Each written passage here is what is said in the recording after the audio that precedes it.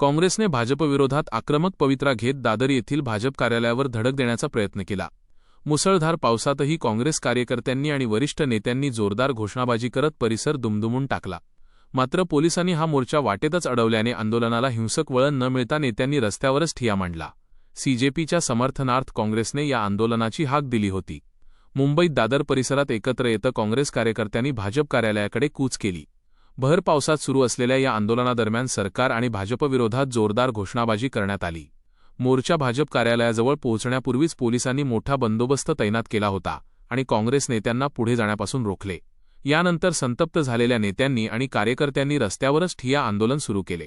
परिस्थिती हाताबाहेर जाऊ नये म्हणून पोलिसांनी तात्काळ धरपकड सुरू केली। विरोधी पक्षनेते व काँग्रेसचे वरिष्ठ नेते विजय वडेट्टीवार यांना पोलिसांनी थेट उचलून पोलीस गाडीत टाकले। या कारवाईदरम्यान पोलीस आणि काँग्रेस कार्यकर्त्यांमध्ये तुफान बाचाबाची आणि खेचाखेची पाहायला मिळाली।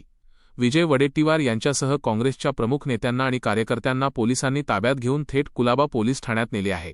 या घटनेनंतर मुंबईत काँग्रेस कार्यकर्त्यांमध्ये तीव्र संतापाची लाट पसरली असून सत्ताधाऱ्यांच्या या दडपशाही विरोधात आंदोलन अधिक तीव्र करण्याचा इशारा काँग्रेसने दिला आहे।